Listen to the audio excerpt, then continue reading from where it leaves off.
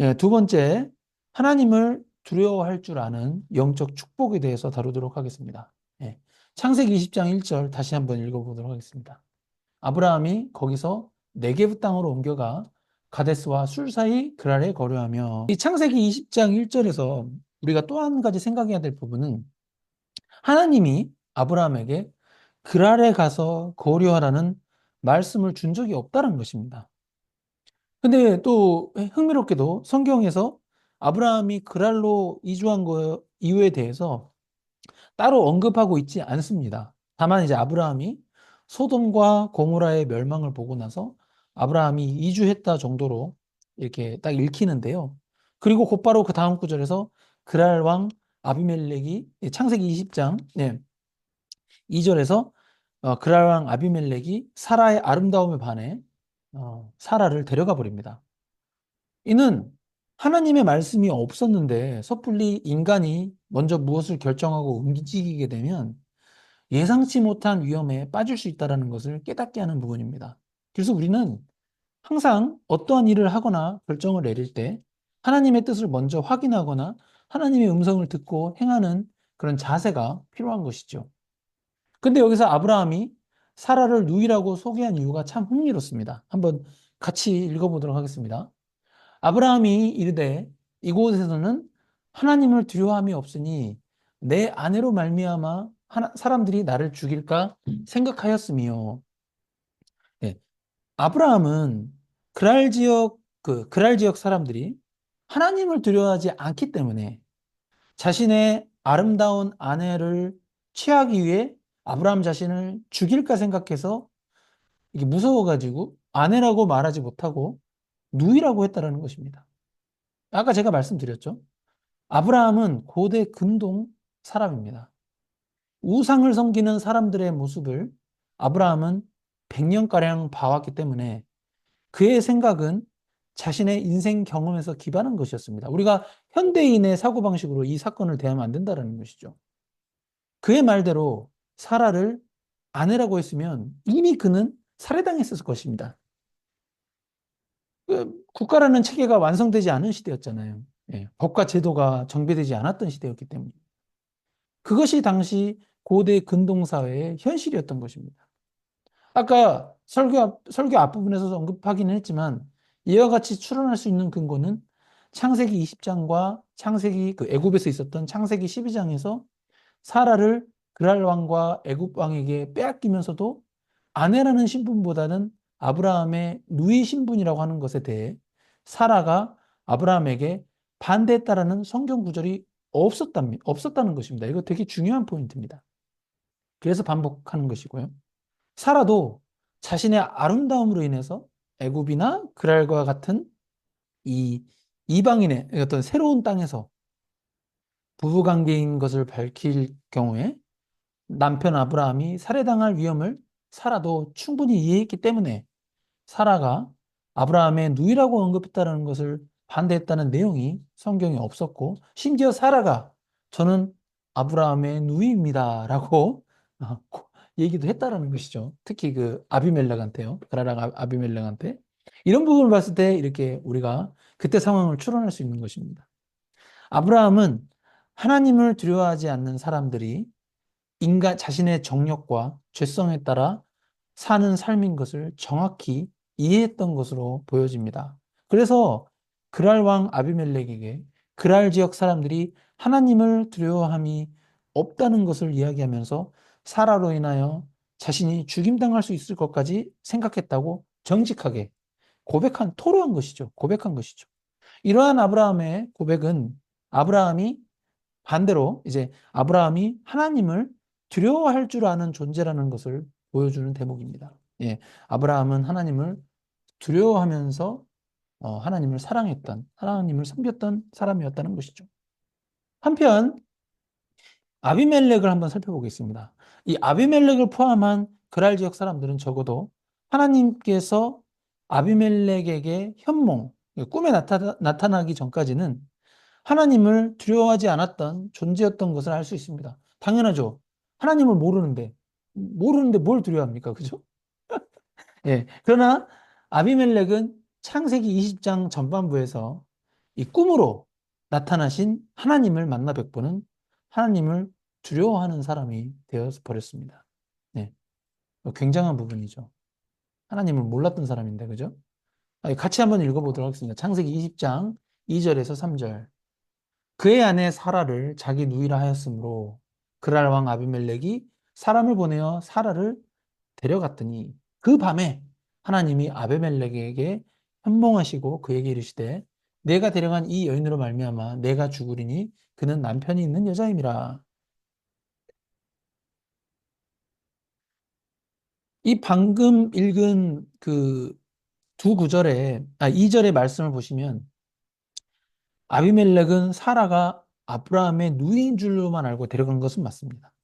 그런데 3절의 그 밤, 그러니까 그날 당일 밤, 바로 하나님이 아비멜렉의 꿈에 나타나시면서 사라를 데려감으로 인해 아비멜렉이 죽을 것이라고. 그래서 유부녀인 것을 하나님이 직접 알려주시면서 강력한 경고를 하시죠. 아비멜렉은 하나님의 존재를 몰랐던 사람이었기 때문에 이 꿈을 꾸기 전에는 하나님을 몰라서 두려워하지 않았던 것이지. 그러나 꿈에서 하나님을 직접 만나버리니까 이제는 하나님을 두려워하는 사람이 되었던 것입니다. 두려운 사실이었지만 그 두려움은 사실 그에게 복이었습니다. 예, 복이었습니다, 복. 예. 비록 사라를 데려간 것으로 인하여 하나님의 경고의 메시지를 받았을지라도 이 사람은 하나님을 꿈에서 직접 만났으니 얼마나 복됩니까? 물론 우리는 현대 그리스도인들은 성경 말씀으로 하나님을 만나지만 되게 부럽지 않습니까? 당시 아브라함 외에 그 많은 죄인들, 그 많은 인간들 가운데 그 어느 누구도 하나님을 몰랐고 예. 하나님을 만나는 것은 정말 꿈도 꿀 수 없는 상황이었는데 어찌됐건 아비멜렉은 이 제된 상황이었지만 하나님을 알지도 못했고 하나님을 만나고 싶다고 개인적으로 소원하지도 않았는데 하나님을 만난 것이에요. 아멘? 그리고 이것이 왜 복입니까? 아비멜렉이 하나님과 꿈에서 대화했잖아요. 대화함으로써 자신의 죽음을 피할 수 있는 해결책까지 얻었기 때문입니다.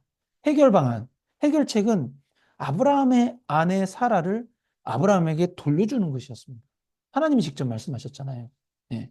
하나님이 꿈에 나타나지 않으시고 이런 강력한 경고를 주지 않으셨다면 아비멜렉의 가정은 어떻게 되었을까요? 한번 다 같이 읽어보도록 하겠습니다. 창세기 20장 7절입니다. 이제 그 사람의 아내를 돌려보내라. 그는 선지자라. 그가 너를 위하여 기도하리니 내가 살려니와 내가 돌려보내지 아니하면 너와 내게 속한 자가 다 반드시 죽을 줄 알지니라. 아멘. 예. 사라를 돌려보내지 아니하면 아비멜렉과 그에게 속한 자가 모두 죽는데 그에게 속한 자는 뭐 그랄 지역에 있는 모든 백성들이잖아요, 자신의. 그것도 그냥 죽는 게 아니라 반드시 죽는데요. 다, 그러니까 모두 다, 예, 반드시 죽을 것이라고 하나님께서 분명히 말씀해 주시니까 이 얼마나 감사합니까? 예. 이 죽음을 멸문지화를 피했잖아요. 예. 이 말씀을 하나님이 주시지 않았다면은 이 지방과 그 그랄 지역 백성들이 하나님의 저주를 받아 그 사라 한 명 때문에 멸문지화를 겪을 뻔한 것 아니겠습니까? 하나님과의 만남은 이게 두렵기도 하지만 동시에 죽음에서 생명으로 이르게 하는 은혜가 있는 것입니다. 아멘? 아비멜렉이 살았잖아요. 이 사건으로. 예.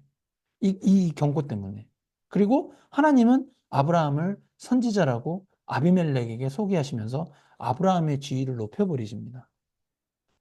창세기 20장 8절 다 같이 읽도록 하겠습니다. 아비멜렉이 그날 아침에 일찍 일어나 모든 종들을 불러 그 모든 일을 말하여 들려주니 그들이 심히 두려워하였더라. 아멘?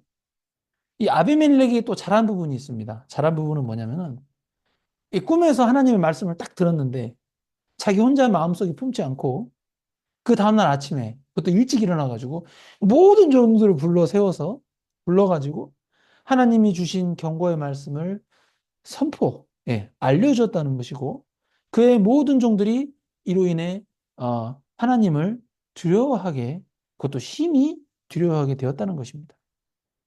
우리 그리스도인들은 하나님 아버지를 사랑해야 하지만 그 사랑은 창조주 하나님에 대하여 두려워하는 마음과 동반된 사랑이어야 합니다. 그래서 사랑한답시고 하나님을 만홀히 여겨서는 안 된다라는 것이죠. 그리고 하나님의 경고의 말씀을 우리 주변에 있는 사람들에게 선포해야 합니다. 그게 바로 전도인 것이죠. 그래서 어찌됐건 결과적으로 하나님의 경고의 말씀을 듣고 아비멜렉은 이웃의 아내를, 그러니까 아브라함의 아내를 성적으로 범하는 죄를 짓지 않게 되었고, 더 나아가 죽음을 피할 수 있게 되었습니다. 창세기 20장 17절에서 18절 다 같이 읽겠습니다. 아브라함이 하나님께 기도하매 하나님이 아비멜렉과 그의 아내와 여종을 치료하사 출산하게 하셨으니 여호와께서 이왕에 아브라함의 아내 사라의 일로 아비멜렉의 집에 모든 태를 닫으셨음이더라. 그리고 이 사라를 아브라함에게 돌려주고 하나님의 말씀대로 아비멜렉은 아브라함의 그러니까 선지자 아브라함의 기도를 받아 그의 아내와 요종이 치료되어 출산할 수 있는 건강한 몸을 회복하게 되었습니다. 이 사건을 통해 우리가 깨달을 수 있는 부분은 하나님은 아브라함과 맺으신 언약을 끝까지 지키시는 하나님이시라는 것입니다. 아브라함이 부족하고 연약한 존재일지라도 하나님은 정확한 때에 그를 보호하시고 그의 삶 가운데 역사하셨습니다. 이 언약의 성취는 이 언약을 성취하시는 하나님을 기억할 때 우리는 우리의 신앙이 우리의 노력에 달려 있는 것이 아니라 하나님의 간섭과 섭리에 달려 있다는 것을 다시금 깨닫게 됩니다. 하나님은 우리를 먼저 선택하시고 우리와 언약을 맺으셨습니다. 그래서 이 원리는 하나님이 아브라함을 선택하시고 인도하신 원리와 똑같습니다. 그래서 에베소서 1장 4절에서 사도 바울은 다음과 같이 말합니다. 다 같이 한번 읽어보도록 하겠습니다. 에베소서 1장 4절, 1장 4절입니다. 곧 창세전에 그리스도 안에서 우리를 택하사 우리로 사랑 안에서 그 앞에서 거룩하고 흠이 없게 하시려고. 아멘. 네. 이 언약은 신실하신 하나님의 성품에 뿌리를 두고 있습니다.